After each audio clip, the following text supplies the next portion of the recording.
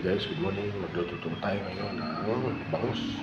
Ayan, bawal kasi yung tambal ngayon kasi meron daw issue na may red tide yung ano.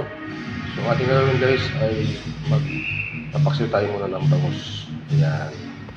So nice, nakuha natin ng ating sibuyas, luya, at saka sili. Ang atin na pong lalagay po dito, atin na pong lalamasin guys. So yun guys, so nadurog na po natin ang ating sibuyas at saka luya at sili. So lagyan na po natin guys. Okay. Sinasabi ko sa inyo, ako nagkukulang sa inyo kasi kung wala akong makailan, bahala kayo dyan. Yan, so lagyan natin guys ang bangus. Sarado yan. Tinanong ko sa kanya, magpatupligin kayo pag nawala pa yung mga susi na bahala. So yan guys ha, lagyan natin ang bangus. Yan, lagyan natin ang bangus. Ang maganda kasi dyan, yung gate, lagi mo talaga iko kaya ano yan. Push yan kung umalis ka, madala ka na susi. Kasi hindi natin alam eh. Kami rito, alam ko naman So ayan guys, oh. So, simple lang guys ang paksiw ng bangus. Hindi mahirap. Yan, ganyan lang po.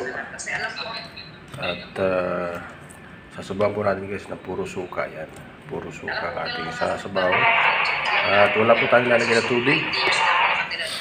So ilagay na po natin guys ang ating pampalasa. Yan. So ganyan lang po guys ang ating gagawin. Okay, so yan lang guys.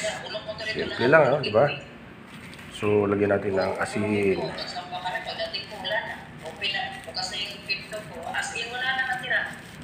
Ibibigas, tinihan lang ako sa 10 piso. Pati pera ko sa auto nun, takot talaga lang. Yan. Tapos, konting asin, guys. Isip mo na lang na sila yun, wala namang iba eh, gagawa eh. So, lagyan natin guys yung suka. Suka. Okay, so ito na guys ang ating sasabaw. Puro suka lang yan guys. Suka. Then pag nawala po yung suka, ay pwede nating ilagay na yung mantika guys. Mantika ang ating last nilalagay.